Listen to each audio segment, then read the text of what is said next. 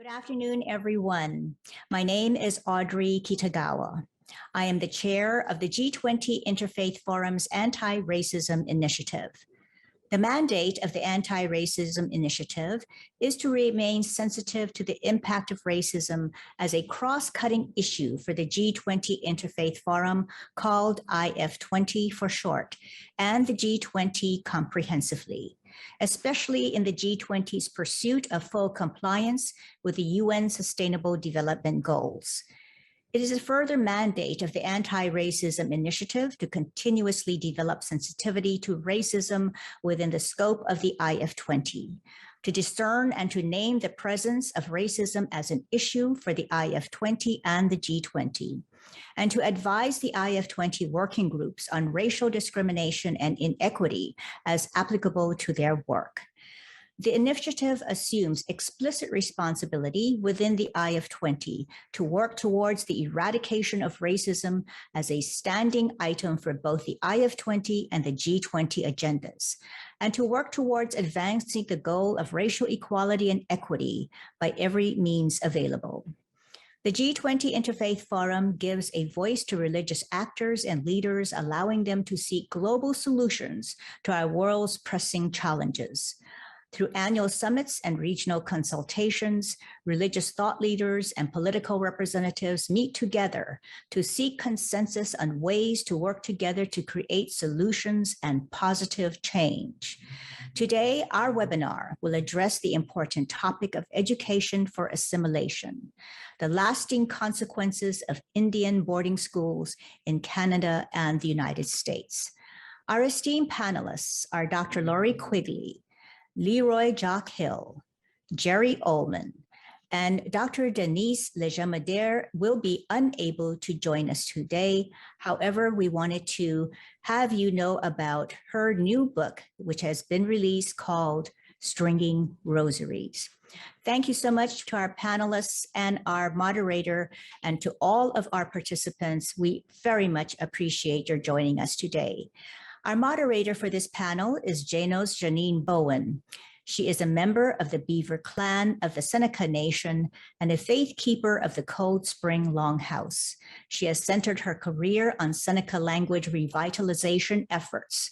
In 2002, she began teaching Seneca language and culture to elementary and junior high school students on the Allegheny territory of the Seneca Nation. In 2007, at the request of the Allegheny Education Director, Janos became a Seneca language instructor for Buffalo State College. In 2015, the Seneca Nation Chief of Staff encouraged her to take on the role of Allegheny Territory Language Director at the Seneca Nation. Janos received her master's in education from Harvard University Graduate School of Education, as well as a master's in public policy from the Harvard University Kennedy School of Government. Thank you so much, Janos, for moderating this panel, and you now have the floor. Thank you, Audrey, for your welcome and explanation of the Anti-Racism Initiative of the G20 Interfaith Forum. Today, we will focus our discussion on the impact residential school systems continue to have on Indigenous communities throughout Canada and the United States. However, before we begin this important discussion, Hohahis, Mr. Leroy Hill, a faith keeper and sub-chief of the Cayuga Nation, will offer words to bring our minds together. The floor is yours, Hohahis. In our tradition, that's our way of saying I'm thankful all are well and at peace. It's our tradition to express a speaker to express a few words of gratitude of our coming together, bringing our thoughts together on one topic, a very important topic what we're gathered for today. So I'll begin in the language, and for those of you listening, I would like it if in your own thoughts and in your own way that you express your gratitude and for our wellness in this fine season we're stepping into. It's a very exciting and energizing time.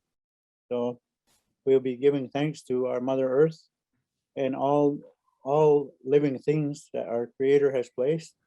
And then above the earth we shall go to acknowledge all of the workers that have been assigned duties to do. And in my neighborhood here, last evening was the first time that I and my neighbors have heard the thunder. So that's a very important thing to our culture. When the thunders return, we say they return from their winter slumber. They're on a rest. So we offer our tobacco and acknowledgement, make an offering for, we're really glad they return again.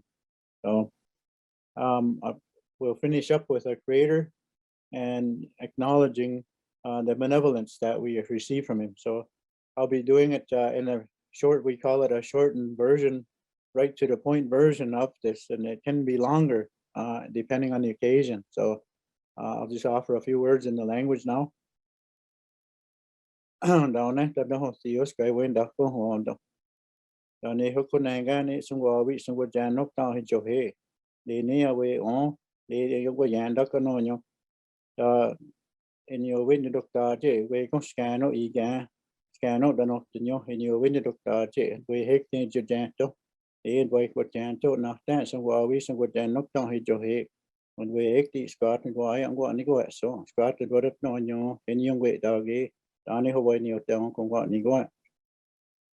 Đó này họ con này cái này họ bị cho quay xin tất cả sạc coi chỉ nói ông hành trận đấy. Này họ con này cái nó này đó nhưng nó cái này cái đi xong quay phần này họ con này cái họ cạo á. Thì nó đôi tất còn chỉ cái nó ai nó tên nhau. Đó này với hết cái bộ đen nó này này cho cái nó nhau. Này chỉ nói ông hành trận đấy. Này họ con này nó đi đó nhát cạo ông hành trận đó chứ. Đó này họ quay nhiều tiền này ông gọi như vậy. Đó này họ con này cái ini ho ya ne xong có trái nóc nào thì cho he thì nếu nó này đó nhớ sẽ quay on đó nếu ho con này cái Scott thì cái nó còn chỉ được đi xe nó thế này cái nếu ho in đó đó nếu có đại suy ở có in yo win được đó chứ có đi với stone chứ nếu chỉ số thì đi vào đó chứ nếu nó không đi qua nè đó nếu con này cái này anh đi có nếu sẽ cái cho qua đó này hút con này cái này họ bị này số hệ cái này đó ở kỳ số ở cái nó qua này hút con này cái chỉ số nó vào nhau ya đặc đồng gì cái này là gì điều hiểu cái hồ nó con này cái sẽ quay được đó này hút con này cái số nó số này nó này số này cái này đầy yếu đó này quay hết đi ở quay con này cái chỉ nó nhau nhà when is a day này quay con đi với stone đi nó thế này sẽ quay được đó này họ nhiều đâu không gọi như vậy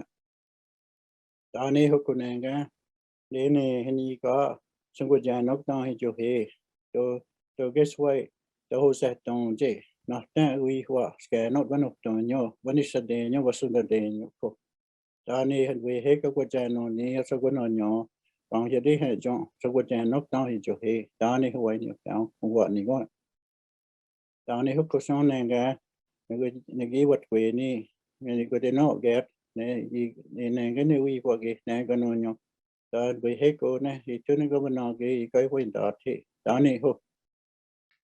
Yeah, Heath, for offering those words to bring our minds together so that we might talk about this important subject with a good mind. The G20 Interfaith Forum 2021 Working Group on Education recommends that institutions of learning safeguard healing and well-being as a cornerstone of education. Nevertheless, in order to do so, countries such as the United States and Canada must first come to terms with their blatant disregard for the health and safety of generations of Indigenous children entrusted to their residential schools. While most Indian boarding schools have closed their doors, the effects of years of collective trauma linger in many Indigenous households throughout the United States and Canada, whose governments worked meticulously over 50 years to kill the Indian and save the man. During the era of assimilation, Native children experienced emotional, physical, sexual, and spiritual trauma at the hands of residential school administrators and staff. Unfortunately, members of the clergy also participated in human rights violations as religious organizations operated or sponsored many of the Indian boarding schools. So horrible were some of the violations, students died and were buried at the schools. In Canada, many First Nations have uncovered grave sites of former students Graveyards were a standard feature of Indian boarding schools. Overcrowding, poor diet, unsanitary conditions, and substandard medical care led to widespread disease, which caused an early death for many children, among other reasons. Others died due to exposure or drowning when they tried to run away. Still others died due to non-existent basic safety standards, which led to devastating fires with mass casualties. Based on residential school survivors, one of the more horrific reasons for the death stems from the immense amount of abuse that occurred in these schools. While most Indian boarding schools have closed, they do continue to impact the well-being of Indigenous communities. In a study published in 2017, it was found that personal or intergenerational residential school attendance was related to mental health issues, such as distress, depression, addictive behaviors, and substance abuse. Moreover, residential school attendees who suffered abuse were more likely to have a history of suicide attempts or thoughts. Despite the demise of the residential school, assimilation continues to thrive in the vast majority of schools that serve Indigenous children in the US and Canada. Native students continue to receive a higher rate of suspension than other populations. Discipline rates for male Indigenous students are much higher than those of other student populations. Moreover, Native students struggle to achieve academic success, often caused by alienation. In order to take the action toward creating educational systems that safeguard healing and well-being as a cornerstone, we must first come to terms with the fact that governmental and religious organizations played a central role in causing the literal and cultural death of thousands of Native children. In order to discuss these very heavy topics today, our panelists hope to help answer the following questions. What role did the US and Canadian educational and religious institutions play in carrying out the acts of cultural genocide? How do the acts of cultural genocide carried out at Indian boarding schools continue to impact Indigenous communities in the US and Canada? What does the path forward look like to repair relations between government-sanctioned, often church-run educational institutions and Indigenous populations? And what can religious institutions do to develop educational systems that embrace healing and well-being, rooted in faith while still demonstrating respect for Indigenous cultures and spiritual traditions? So at this point, I would like to introduce our panelists very quickly so that we may have some time to discuss this very important subject. We have with us today Hohahis, Leroy Hill. He is of the Cayuga Nation, Bear Clan. He is a faith keeper and sub-chief. Leroy is a Haudenosaunee sanctioned speaker of the Gaianas Hetgoa, the Great Law of Peace, also the Gaiuyo, or Good Message, as well as the Longhouse Cycle of Ceremonies. He is a speaker of 3 Haudenosaunee languages and one of the wampum, or record keepers, for the Haudenosaunee. Hohahis has worked as the Confederacy Council Secretary since 2005. He has helped develop and remains an advisor for numerous language programs. Among many other things, he is currently instructing youth in Haudenosaunee languages and culture at the Haudenosaunee Resource Center. Gerry Oleman is a citizen of the St'át'imc Nation from British Columbia, and he has been involved as a change agent for First Nations communities and agencies since 1976. His experience include providing counseling for individuals, families, and groups, as well as providing leadership politically and administratively to his community and nation. Mr. Oleman has done a lot of work to try to assist Indigenous communities with healing and overcoming the horrid effects of the residential boarding schools among the populations in the Canadian Indigenous communities. And Dr. Lori Quigley, our other panelist, is a citizen of the Seneca Nation and a retired higher education administrator. She currently serves as the chairwoman of the board of directors for the Seneca Gaming Corporation. She is also on the boards of the National Indian Education Association and many other Native American education associations. She is an activist for Indigenous educational rights and continues to do so throughout her retirement. So she's not really retired. She continues to fight for Indigenous education, Indigenous rights, Indigenous well-being for students in the United States and Canada. So at this time, I would like to turn it over to our first panelist, and that is Mr. Gerry Oleman. You have the floor. Thank you so much for calling me to this forum. this Interfaith Forum. My name, where I'm from, is Sahilthit, and my colonized name is Gerald Douglas Andrew Oleman. And I'm just so happy to be here today because I see us putting our minds together to see what we can do for the children and grandchildren and the great-grandchildren of the survivors of this experience called residential school or boarding school. I worked for 13 years accompanying residential school survivors through criminal court and civil court in Canada. So I got to witness by hearing firsthand what happened in these institutions and the impacts of what happened. And I myself, of course, went to Kamloops Indian Residential School. When I think of the losses, the first one to go was the language. My mother her first language was Tetlium, and it was literally whipped out of her and her fellow attendees. They were humiliated and shamed to leave their language. I resented my mother and my father for not teaching me the language. And when she told me in 1993 what happened to her and the other little girls, 6-year-old girls, for speaking their language, I forgave my mother and father because they were protecting me, because they knew I would eventually go to residential school. When the language is lost, you lose connection to ceremony and ritual that people had done for thousands of years to develop a strong society. There were birthing rites,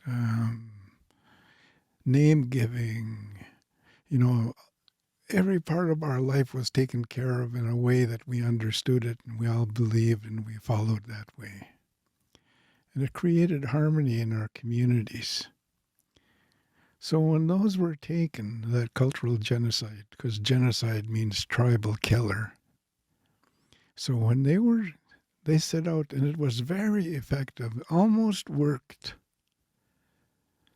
Many communities are poor in the sense of language and identity because there was an identity created for us on Turtle Island. And it was stupid Indian, savage, pagan, heathen, crazy Indian, drunken Indian. And it's so unfortunate that it landed on the ears of children, and they internalized it. Once you internalize an ideology, you start to echo it or reflect it to the world. That's what happened. That identity theft has a terrible impact on all of the people, I believe. Many wonder, am I Indigenous enough? Because I don't speak the language, I don't chant, I don't do ritual and ceremony. And that's like they have no grounding. They're not connected. The ongoing impacts of this experience, in my view, is today fragmented families. I say that the residential school was a breeding ground for dysfunction. I went home, and I know my mother and my grandmother and my parents loved me, but it seems like there was a disconnect. There was a barrier that I could not shatter. That was my belief. And I look back, there are ways to do it. But unfortunately, it didn't happen for me. When you have fragmented families, you lose a support, and you feel by yourself facing the world. And often, that saying, like attracts like. We started to be involved in addictions because there's poverty in our communities on the reservations because we were on small plots of land. In Canada, for instance, Canada is the second largest landmass country in the world. And the Indian reservations are 0.05% of that landmass. So we have no resources. And when you have poverty like that, of course, you're going to have violence, addictions, ill health as a result. because they outlawed our governance system, what we call the potlatch on the West Coast, how we legalized names and passing on of authority and doing every part of our life. All of a sudden that was erased. Tremendous impact. I've now traveled across Canada and parts of the United States, and I know today, from my view, that there's been a massive wounding or trauma of all Indigenous communities and people across Canada and the United States. I cannot speak so much for the United States because I've traveled there but not really been in the communities. But in Canada, it's like a cookie cutter. Suicide, addictions, violence, and the what they call determinants, they keep rising. Like suicides, for instance. Now we're seeing 11-year-old girls suiciding. And we need to ask, why? And the reason of why is because of what happened to us as Indigenous peoples on Turtle Island. That's why. People tend to want to pathologize us as Indigenous people. But we've all been wounded by racism, religion, reservations, residential school in Canada, Royal Canadian Mounted Police, and removal, which they call the 60 scoop. Children scattered across North America and Western Europe, taken against the will of the families. All of that has had a tremendous impact. I call it the 6 R's that traumatized us as a people. So I believe today the way out, this is a man-made problem, so therefore we can fix it. If we put our minds together like this forum, and we start to provide culturally relevant, trauma-informed healing practices for the individuals and families. I believe that the methods are there. They're still there. We still have the ceremonies and rituals that are meant to address conflict, to heal mental health issues, physical health, spiritual health. So this will be my little presentation, and I just want to thank you so much for calling me here and for hearing the brothers and sisters from the Eastern Gate. It's so nice to see you. It's so nice to see you. And to know you're doing the work you're doing. Thank you. Yahweh, Gerry, for sharing your thoughts. And one of the biggest themes that I think you brought up is that this is indeed a man-made problem, but we can fix this problem. And we do still have the knowledge in our communities to heal ourselves and to make ourselves strong.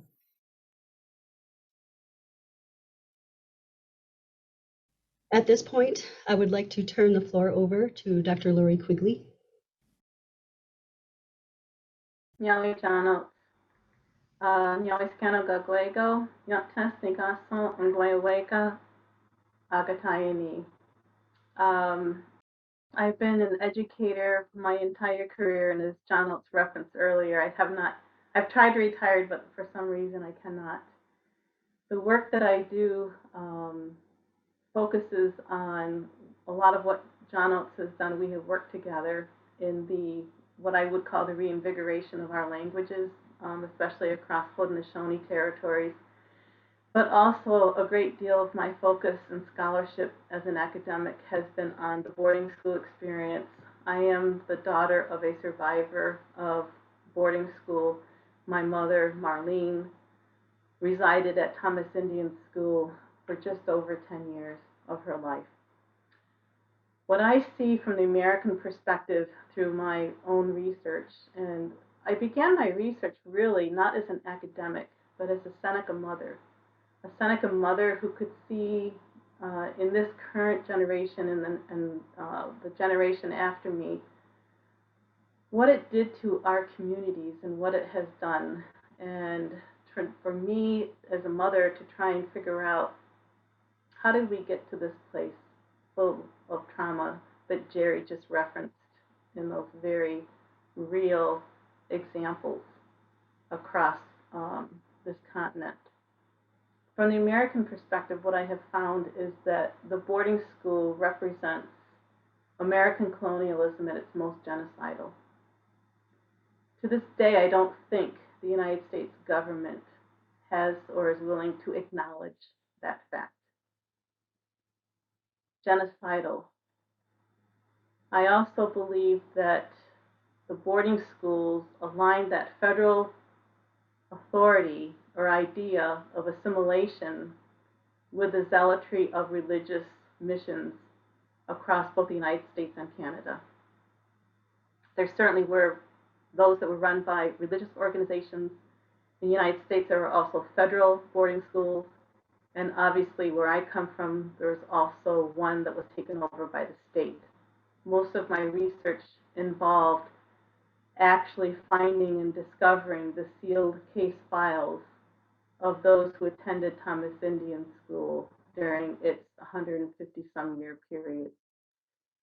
I also think that what needs to be acknowledged is that each of these boarding schools historically depended on national authorities, local authorities, including police and others, to simply abduct and remove children from their parents.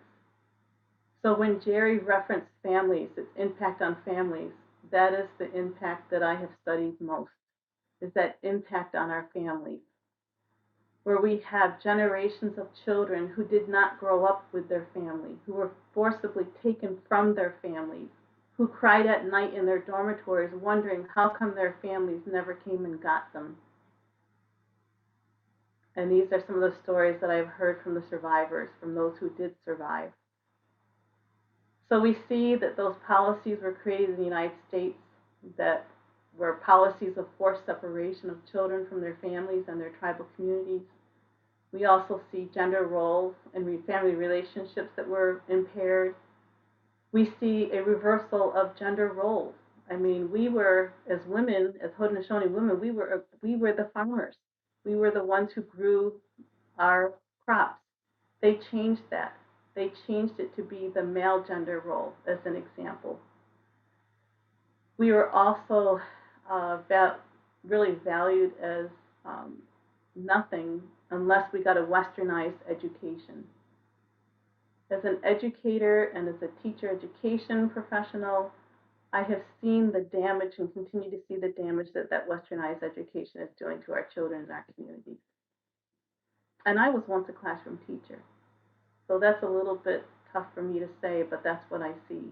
My work continues to this day to work in school districts where our Native children attend, so that I can work with staff and administrators and teachers and communities on culturally responsive teaching, because our kids still face racism in schools.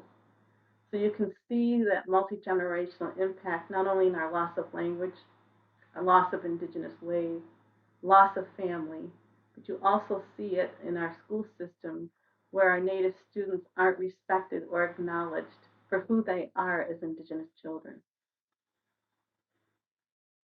So what I see that's happened in New York State, specifically where I live and where I've done most of my scholarship, is that we had an institution, among others, where it just ironically happened to be that during that time when these schools were built, it was also a time in American history where we saw the largest dispossession of land.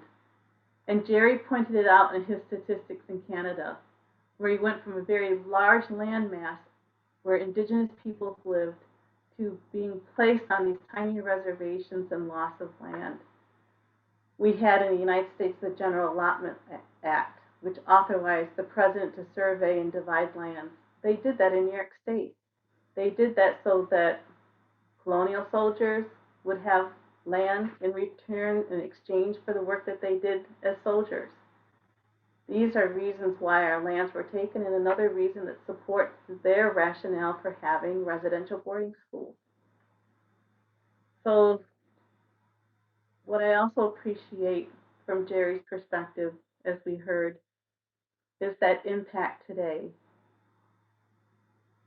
That impact of abuse, that impact of beaten because your language was spoken, that impact on our communities, that trauma because they lost families, because they couldn't understand, the children themselves couldn't understand what happened to them.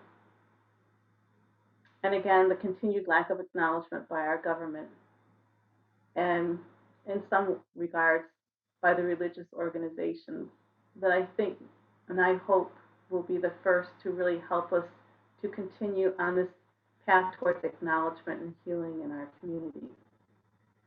It is still a real thing today. When we first started hearing about the children who were buried at Kamloops, and the numbers continue to grow each week of the children in both Canada and the United States, we also know that there are survivors among us to this day, that we have to walk gently, because for many of them, they are still feeling the effects of the trauma that they experienced at boarding school. My mother is a prime example of this. My mother is in her late 80s. She's experiencing dementia. And what's sad for our family is that she dreams of those abuses that happened to her 80 years ago as though they happened to her last night. And that is the continued effect that our families are going through, that we see. It's just one example of many. Yahweh, Lori, for sharing your words with us. And it's a hard pill to swallow when you realize the Western education you got can be helpful to help in maneuvering the world around you, but at the same time, it takes you further away from the teachings of your own people. And I think Dr. Quigley made a good point in stating that, those classrooms are, it's not really our way, and if we really want to educate our children, we have to find our own way to educate them again. And that is going to take a little bit of doing, but as Gerry mentioned earlier, we still have those resources within our communities to do that. So that is one step. One step we can take is just to recognize, where we're lacking and what we can do among ourselves to empower ourselves again. And one thing we can do to empower our attendees is to let them know to please use the question and answer function so that you can submit questions. We do have about 15 minutes for questions and answers, so we would love to answer your questions.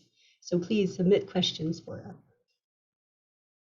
us. We are going to turn the floor over to Hohahu to discuss a bit about the residential schools. Yahweh Haskano Spagweki. What got took as took what needs you. And that get got needs some with Joda. But don't have hack. That needs you on this way on can one day. We who want to not let you know. Would never hold that. The way out the witty hat ye. So I just say a few words in Onondaga language. I mentioned that it caught my attention. There was some Onondaga nation, some of the late leadership present. So I acknowledge them. I miss them. I used to see them quite frequently in our travels. In my path led me to their territory in Longhouse, and they're helping them with their language and traditions for the last nearly 4 decades. So I mentioned that, and I spoke in Onondaga. We still have that language, and it's in a critical state, I would say.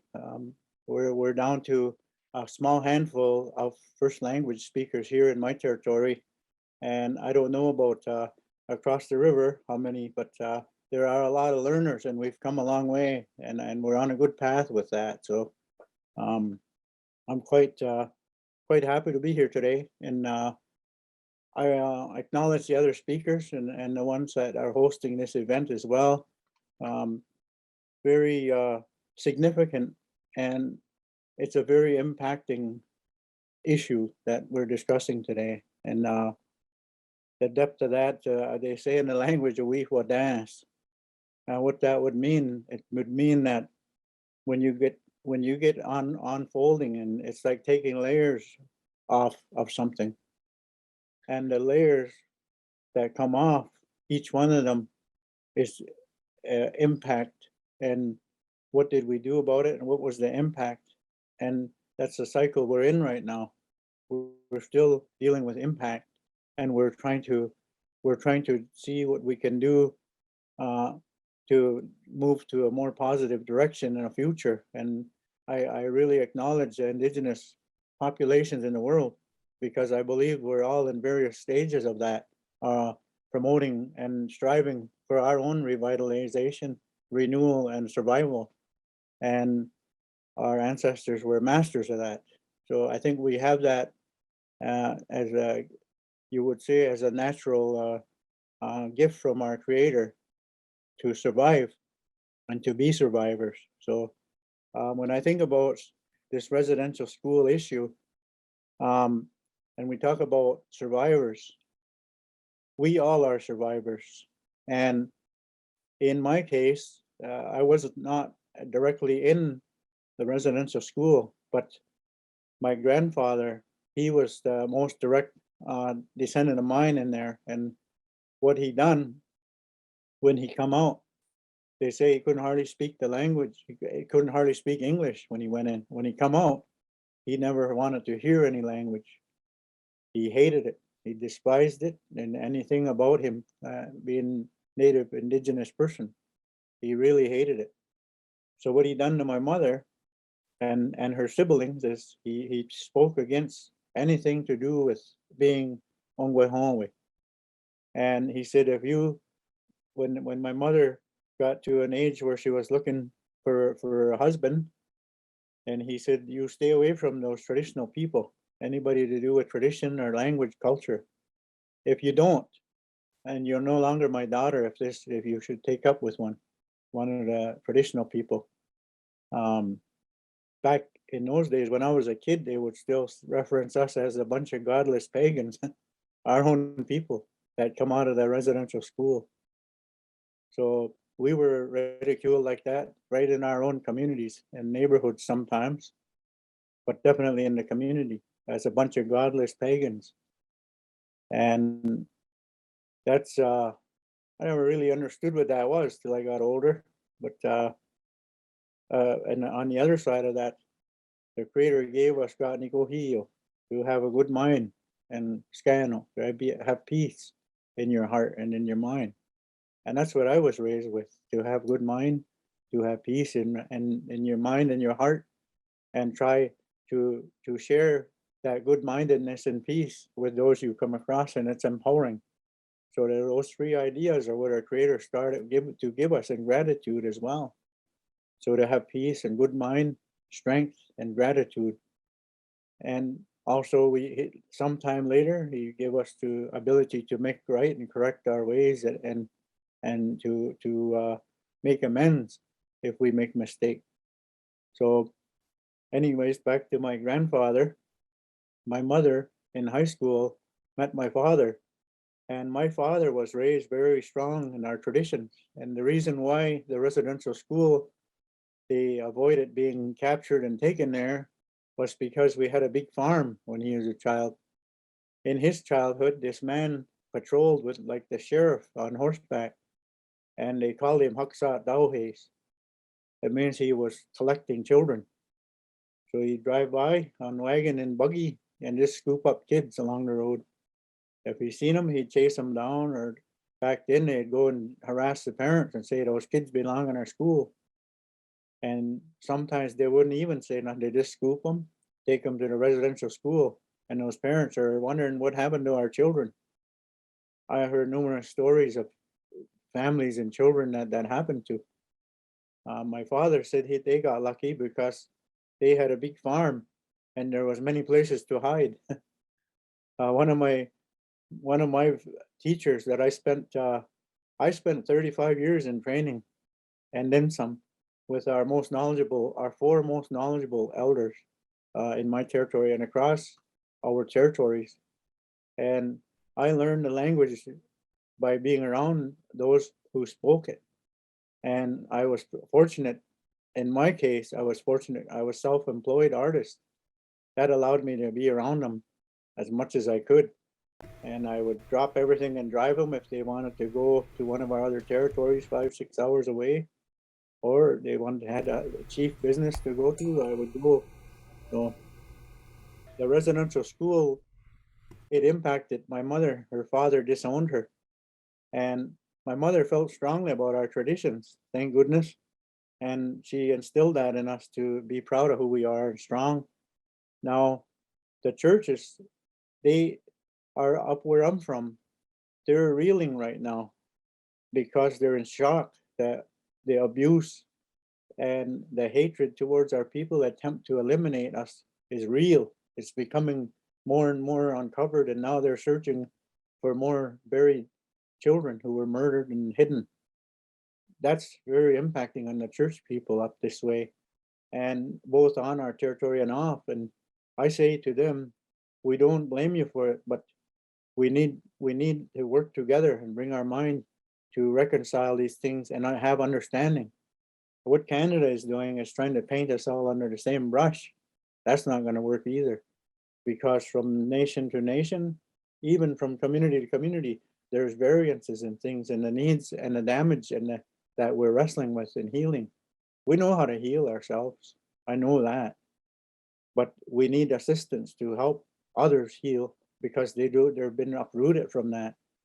So a few years back, I represented our people in many ways over 4 decades. I've sat in council, and I met the Minister of Culture and Citizenship or something. He had a title like that for the federal government here, and we were in the green room.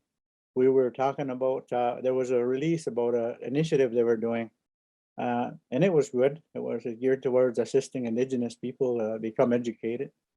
And what happened is I ended up in the green room with his Minister of Culture and Citizenship, Tourism, all under the same heading there. And he said, what do you think is the biggest threat to Haudenosaunee, to being you? What is the biggest threat?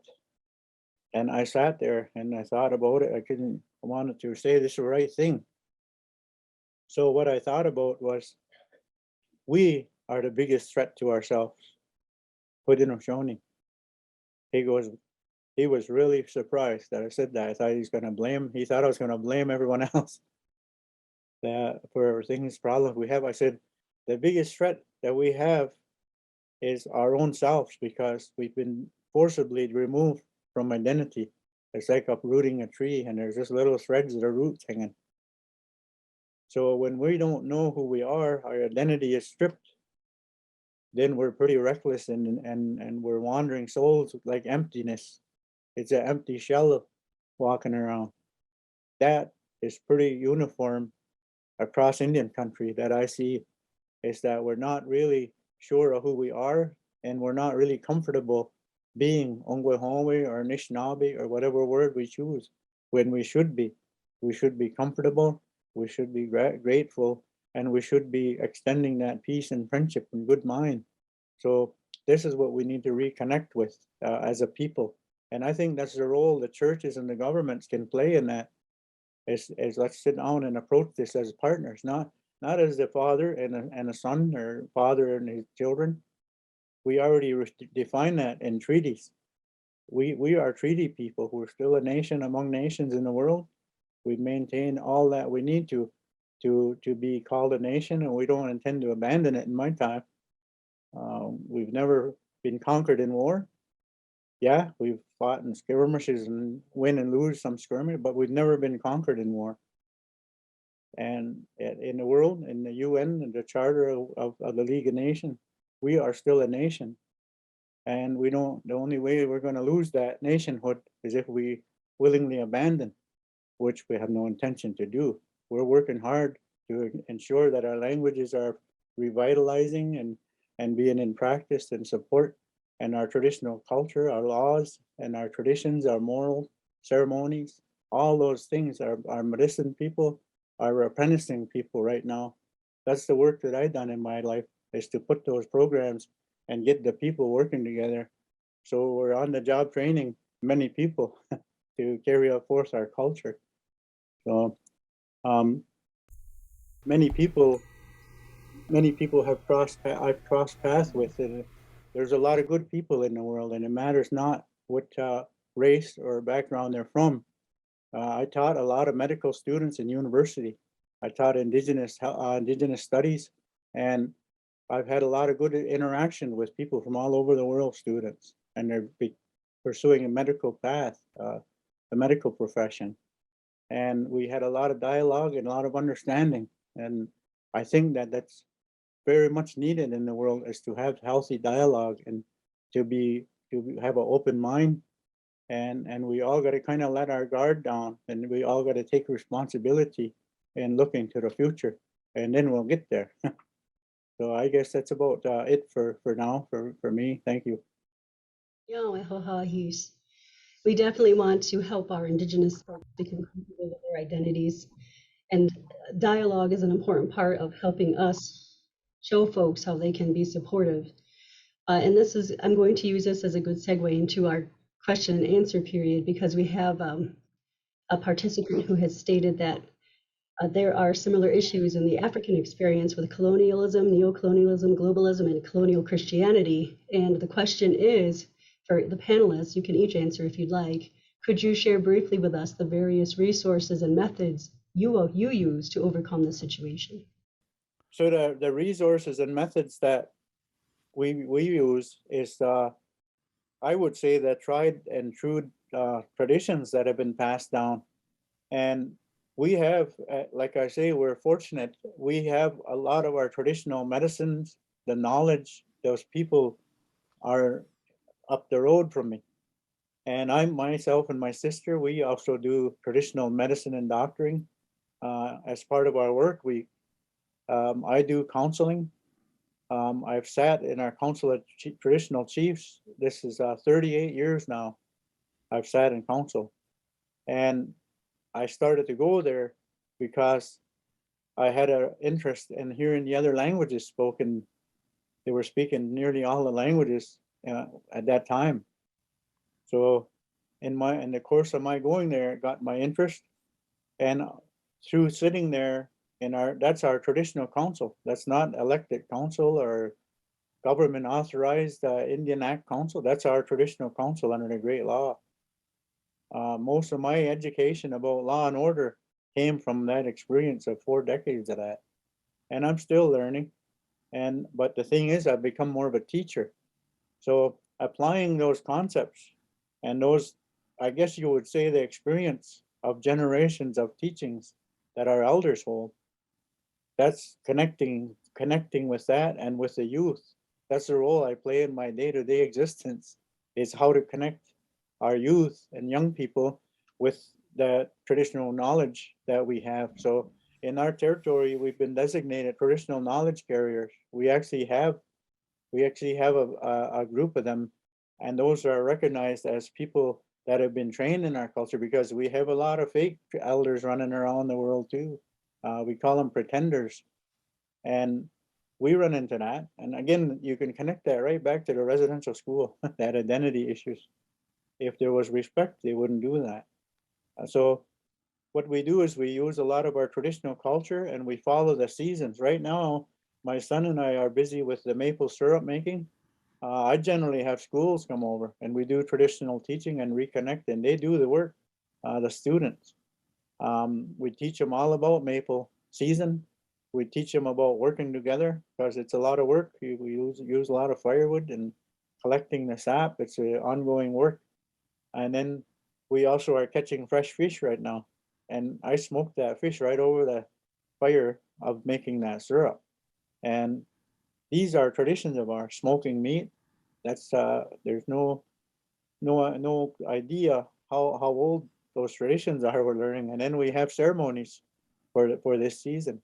The running of the maple sap, very significant time, because it's a turning of the cycle. We're stepping into another season now of renewal. So everything's been resting all winter. Now we're stepping into renewal. So we use those concepts and ideas passed down in our ceremonies. There's knowledge. Every time a speaker recites what's been passed down, that knowledge has been passed down. So we draw from the seasons and the knowledge that we have, and we apply that to today with our youth, with our families and neighborhoods, and amongst our longhouse communities.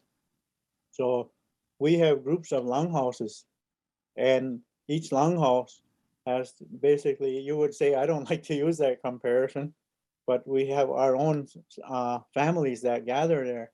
You would say congregation, but I would probably get scolded if I said that word. But we have our own Genjo Kwai, I would say in the language. So each longhouse has their group of families that gather to give thanks to the Creator. So we work within that. And then we connect with the other longhouses for knowledge. And there's times through the year where we have almost like an exchange of knowledge carriers. And that's very, very productive. So as far as healing and wellness, we found that our people we've by and large been disconnected from who we are, our identity. Our identity is the number one thing that's been threatened to our survival and health and wellness. So trying to reconnect people with the identity, it empowers them and strengthens them. And we're trying to get more influence on the education as well. I remember one of the speakers earlier, and when I grew up, my mother, she was very, very reinforcing about education. My father, he was very, very strict about knowing who I am. As you visit and you spend time with these knowledge carriers of ours, because our law is of utmost importance. Our laws and traditions is where I want you to put your mind. So I started doing artwork. That artwork reconnected me with all of the tales of our people, the histories and the origins. So I would say the artwork helped many ways with healing and reconnecting people with our identity issues. So I hope that helps. I hope that wasn't too long. Yeah, Gerry, what methods did you use in helping the people that you've worked with over the years in various Indigenous communities? Yes, the biggest help, I was successful when I brought people on the land. You know, I worked for a year in addictions, and I didn't have one client in 1976. And I was in a leave, and my chief said, change your methods. I said, okay. He said, yeah, give it another year. So I took people out in the fishing grounds and, the berry field on the mountains, and then started doing some ceremony, because the assimilation of our people has been very intense, because assimilation means a gradual absorption into another system. And as we absorbed into that system, we started to break our own laws of generosity, of respect, of love of knowledge, of our protocols. Those started to go by the wayside. And the youngsters there's this great big competition for the young minds of our people. Just examples, Nike, Coca-Cola, all of those big corporations were after our youngsters, giving them a dress code, giving them even how to think. So it was huge. So to introduce people to music, for instance, like I remember introducing music to my own family, and I'm thinking 5 Cent is my biggest competitor here. He's giving away music and stuff like that hip hop guy or rap guy, So I found attraction is the way to go. I would tell youngsters, you come from a beautiful people. Before contact, there was nothing going extinct on Turtle Island. That's our people. Our people knew how to live in harmony with each other and with everything on the land that kept us alive.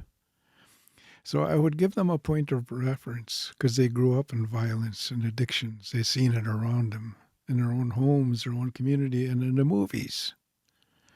So I started to want to give them another reference point of who they were, their original. I'd tell them where I'm from, for instance. They trained young men to run deer down by foot as part of their initiation.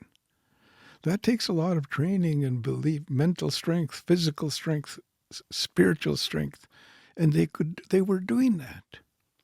On the west coast of Vancouver Island, there were men hunting whales off of these hand-carved canoes that were 60 feet long on a cedar without metal. I'd say, that's the people you come from. There were people copied the designs of our canoes for their racing yachts in this country, on this planet.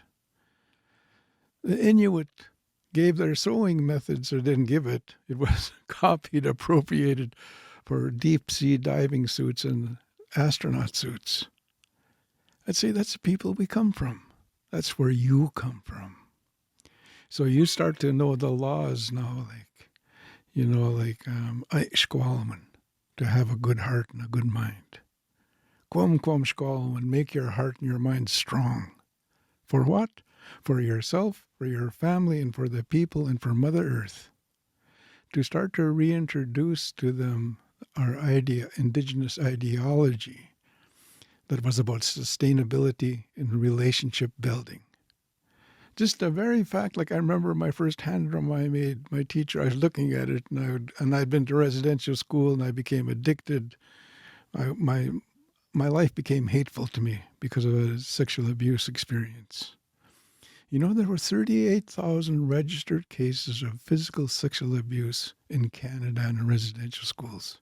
38,000, and we know that's not all the ones. I know for a fact. So when you have people growing up on that, their whole esteem, their whole self-identity, it takes a lot of work to get it back.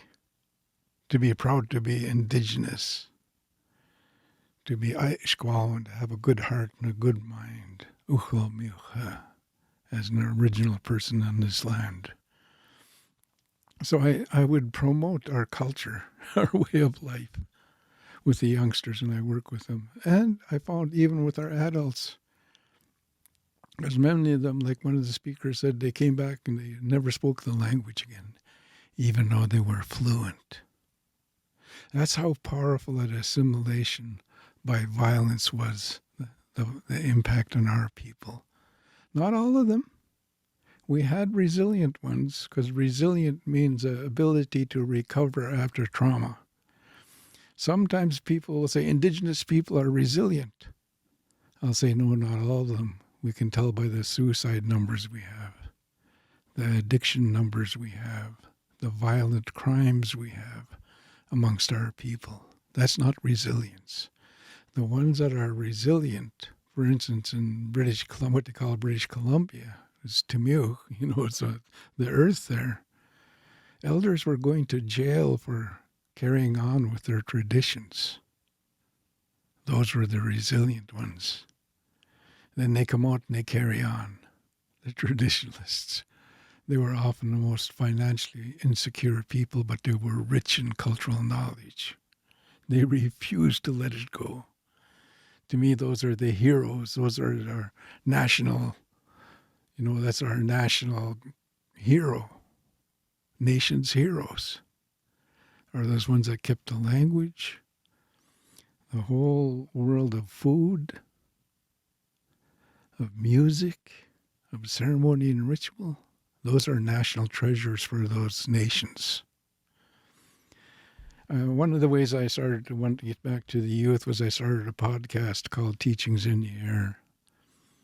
And there's no politics or religion in it. It's all about our culture and our way. And I interview people that are successful, that don't drink or do drugs, but are empowered individuals to get the message out there. Because our young people are on the tablets, their phones, and their computers. So I figured we must go there to attract them. So those are some of the ways I found that the most powerful,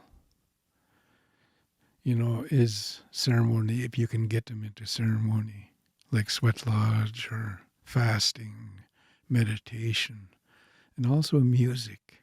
When they start chanting, it seems to wake something up in them when they start using the drums and rattles. And it takes a lot for them to go there, because many are so insecure. They have never touched a hand drum or a rattle in their life. There are many, what my elders say, oh, it's us. They're poor. And it's not making fun of them, they're financially poor. Say, Ashkwashash, they don't have teachings. They're poor. So to lay the teachings at their feet, but are we, as I see as a solution here? because when you tell people what to do, they rebel. You know, I, as a youngster, done that myself. And I'm 73 now, so I'm more inviting. You know, and I want to sort of attract you to this beautiful culture that we all have, this way of life. Yeah. Yeah, well, Gerry, for sharing those encouraging words. And I also want to give Dr. Leroy Quigley a chance to explain the resources and methods she uses to help our youth or even adult population overcome these awkward situations that are consequences of assimilationist policies. So I wholeheartedly agree with what examples have been provided by Leroy and Gerry. And I have done a lot of my work and continue to do a lot of the work simply through education in our community by providing everything that I have learned from my research on what happened, how did this happen, how did they get to boarding school. And we've had many community gatherings designed to really help us on a path towards healing and understanding, perhaps a little bit of reconciliation. And I even go into the real nerdy scientific end of it, talking about epigenetics, that, you know, multi-generational trauma is actual, that science today is proving that trauma is carried through our genes. And I do talk about that. I talk to not just our Native communities and different groups, done training in our health clinics, to just to help those who help our people to understand why some of our families and some of our adults really don't want services because of what happened and the trauma they received when they were at boarding school, and the misunderstandings, where you can really see that there's still such a lack in health disparities among our communities. And then at the same time, trying to educate those who work within the westernized school system and advocating not only on the state level, but also, and probably more so, on the federal level, where I just came back last week from spending a week in Washington, D.C. to advocate for legislation to support the fact that, you know, we want to be able to teach our native languages in our schools. We want to determine our own way of teaching and not necessarily adopt and try to fit, you know, that square peg into the round hole that's called westernized education. That we have our own way of educating, that we value more so than westernized. I mean, if you listen to what Jock just said that he's teaching his son, not only it's the cultural and the ceremonial part of Maple, okay, it's our the importance, but also look at the science behind it. All the disciplines are taught. We didn't go to a science class during a certain time. We didn't go to a math class during a certain time. We didn't go to a language class. It's all together, woven together in our language and our culture, not taught in silos. And it's my firm belief that that knowledge that our wisdom keepers hold, you know, individuals like Gerry and Jock, that's the knowledge that our communities need today to sustain who we are as Oklahoma, as the original people. Look what's happening in this globalized world of ours. People can't even grow an ear of corn. They don't know how. They don't even know what an ear of corn looks like before they get it in a store. So you can't tell us that our traditional ways and our traditional teachings were less than.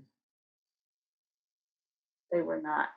And that's where my advocacy on the federal level through legislation and various appropriations is one way that me personally, and you know, other colleagues of mine in Indigenous education efforts are working to sort of, you know, reverse the story, reverse the trajectory for our youth, for the next generations to come. Yeah, and hopefully all the wonderful methods that our presenters have spoken of today will help our colleagues in other territories or countries find ways that they too can implement healing within their own communities. I do have a question I believe is centered more with Hohahis and what he presented. Hohahis, perhaps you can answer. This particular individual would like to know what the disowning by the parent was about, if you could explain that a bit more, and what led to it, and perhaps if there was any reconciliation that came about regarding the matter later on. Yes, that's why I had my hand up there. We are living through this experience and the experiments that they pulled on my grandfather. The short answer is the way that played out is he drank himself to death, hating himself and hating anything indigenous. He lived that way and died that way. On the other hand, he was very, very adamant in Christianity. So my mother grew up confused about all that, and she pulled away from it. And it made more sense to her when the traditions and the language and the culture, and I'm so thankful for that. What ended up happening, my grandmother followed his lead, and she didn't disown us. I would go see her about once a month, and whenever I would see her, she would try to preach to us how wrong we are for practicing our culture and language and tradition. But that's the relationship I had with my grandparents. From the result of a residential school, they turned their mind that direction. But I was in my mid-teen years when my grandmother began to I guess you would say her life force was fading on her, and I began to have more patience and understanding, and I would just listen, and I would tell her that I think that we each have to discover and rediscover who we are and what happiness and peace on earth means, because she was preaching about peace on earth, but really didn't experience it. And that's the tale of our people.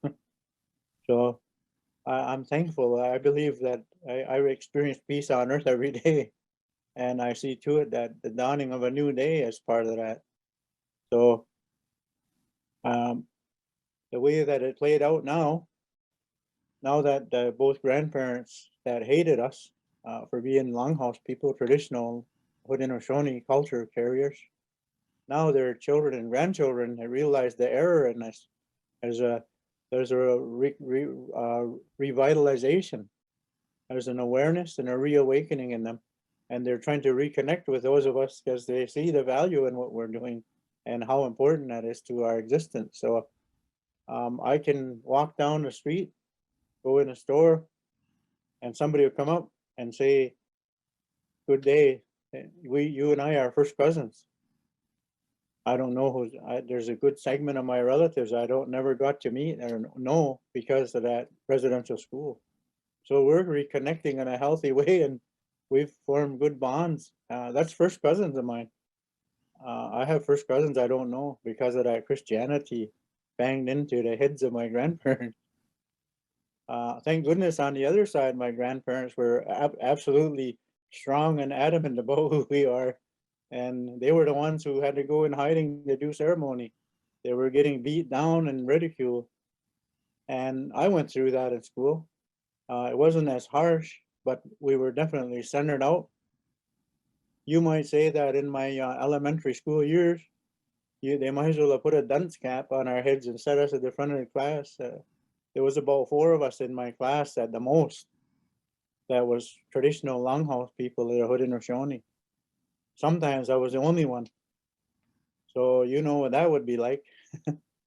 You're in a room full of people who've been told by the priest that we're no good, godless bunch of heathen pagans who don't deserve to have a seat in the same room. That's how I grew up. I grew up with that mentality flourishing. And we're healing from that, and it's kind of working its own way out. And like I say, the grandchildren are those ones who were directly in those residency schools. Their children, grandchildren have reawakened and realized they're wrong in that. And now they're lost and they're trying to reconnect with us because we've maintained the path we were on. But I'm happy. I wish I could tell you it's a happy ending. We're still trying to define that happy ending together. Yeah, my hohahis. That is a tough part of healing that involves family members when they don't have this. It can be very painful. We do have a question I would like to give to Dr. Lori Quigley. I'm not sure if you can answer the question, but perhaps you could talk about things similar to it or how a segue answer might happen. But is it possible to pass along the recording of this discussion to high schools, along with a request to have this webinar included in the curriculum connected to this issue? So again, if you have any perhaps pathways or suggestions. I definitely think the organizers and hosts today are planning on, they're recording our webinar today, I hope with the intent of sharing it and disseminating it. I think that the more that individuals, both native and non-native, that know and learn about this history is just better. It helps us in our healing, it helps us in our journey, it helps us to get others to understand why we preserve our ways and carry on our traditional ways. It helps us to heal. And I think it's, I see it at both, in Canada, where there are certain acknowledgments that have made, and at least here in the United States, I see more and more school curricula around this. There needs to be more because we certainly have been written out of the history books as well. And it's the history that's being taught from not our perspective or not our lens in the schools across the United States. And more of our history from our perspective, from our lens, needs to be integrated across the curricula at all levels, from elementary up to college and graduate work. So yes, definitely, I hope that they are going to disseminate this. And I think that this information and what's going on currently, certainly with a Native American as the first Secretary of the Interior in the United States, has helped to move the needle in the right direction with the work that she's doing on the National Boarding School Commission and the coalition work that they have going on now.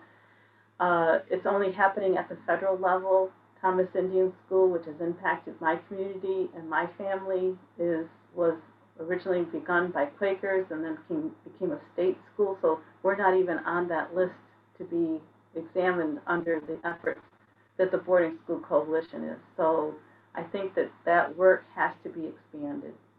So I appreciate the one gentleman who put in the chat, the fact that he, as a white clergy, needs to listen. And I agree, because certainly we haven't been listened to for over 400 years. Yeah, Dr. Quigley, I do want to mention, in order to get more of an understanding for this very intense topic, you could also, actually, Dr. Denise Lajimodiere, who literally could not speak today, did attend, and she wanted us to mention that you can check out the National Native American Healing Coalition's website for more information on all the topics that we have mentioned today, especially for those of you hoping that the continued investigations occur and see perhaps what the results are for those. And there's just so many resources.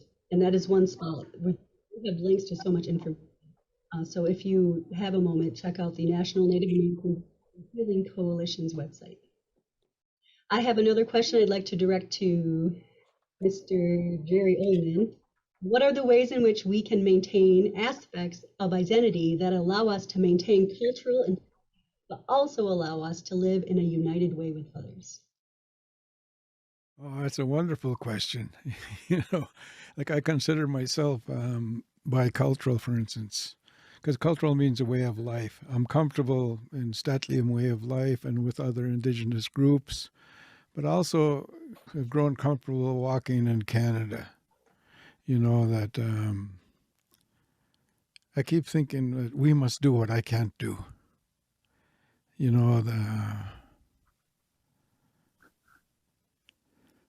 In my life now, I've said to myself, I'm not going to reaffirm people's fear, anger, and depression about a historical injustice. I'm going to say, let's once and for all say hello to our problems so we can say goodbye to them, so that our children and grandchildren can reach their potential. Because there's been such a waste of potential on Turtle Island. We've had many, for instance, that I know were Olympic level athletes, musicians, people in the arts. They're coming out now, and I just love to see it. I love to see our people come out and rise to where they belong, where they have a right to be. You know, we do have a right to be. We've been tricked into thinking we don't have rights as children. Believe me, we brought the residential school home. I brought it home when I left Kamloops in 1968. I didn't want to bring it home. I had no plan to bring this home. That experience was printed on me. The word character means a sharp etched lines.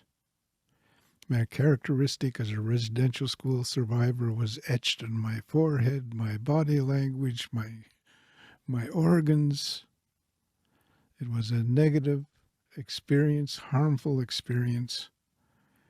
And it was, the sad part about it, it was happening and people in authority knew it was happening in Canada, but did nothing to stop it.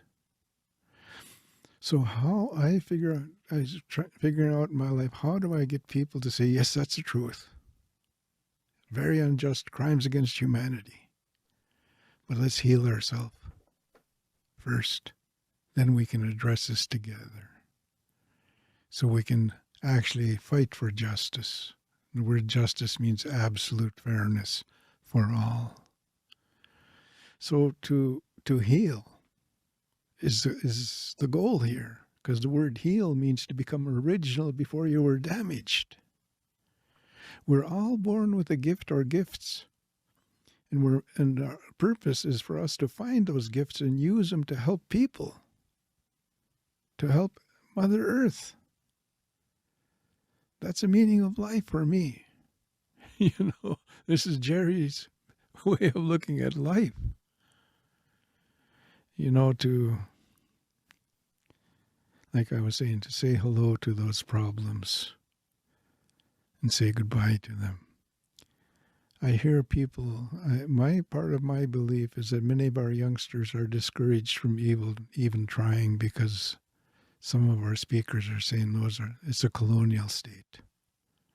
It's colonial this, colonial that. And I thought if that was an effective way of motivating people, it's not working because we're not rising up en masse. We don't rise up as one against the injustices that happen to all of us, the same injustices. To violate a child, to fulfill your own sick needs, is a crime against humanity. And there's been many documented cases in Canada. I don't know about the United States, but in Canada, like I was saying, 38,000 registered in the Court of Law of Canada. That's a lot of numbers. And we went home, damaged goods. And it's so unfortunate some of our people empowered themselves by abusing their own children or children in their own community. That we must look at that too. Someone mentioned reconciliation here. Reconciliation means to repair a relationship. There needs to be much reconciliation in my own community with each other. You know, I do believe we are changing. I do believe we are growing. I see it, I hear it, I feel it. 20 years ago, I did not feel that. But I feel it today. I heard speakers today, language speakers, It's such medicine for me. When I hear our music, it's medicine for me.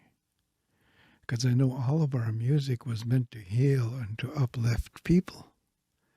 Unless it's a war song, of course, you know. But our music was meant to heal people, to unite people, to uplift people. You know, the impacts of this. I often wondered, was it an experiment? Because they didn't have a role model anywhere. But to take his children and to change their mind. And they could take over so easily after that. In a way, it's a sick genius. Because I think of my own community. The violence that's happened there that did not need to happen. The assaults that went unanswered in my own community. So when we go home, I tell people, let's go home. Let's go home, Kila Ama and Clackman. Let's go home to that good way of life we lived before. Hoy, hoy, and Snook. Let's go, my friends, my relatives. Let's leave this behind. I've been saying that I don't know how many years now. Then I say, one by one mind at a time, one person at a time, we're going to change this. I don't even know if I answered the question. But thank you so much for bringing up this, what we must look at. There's no hopeless cases, only hopeless methods. If we're failing, we must change our methods.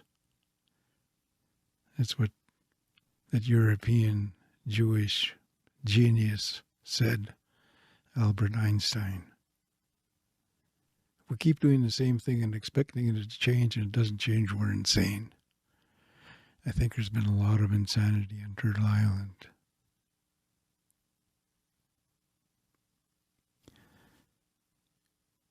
Where I'm from, the sockeye salmon are starting to become on the endangered list. When I was 6 years old, I seen the salmon in the river. And it's like we could walk across them on the backs of the salmon. My dad said, yeah, it's like that every year. It hasn't been since. So there's a need for us to all work together. This is my point of view. Yeah. I'd just like to thank you again for calling me here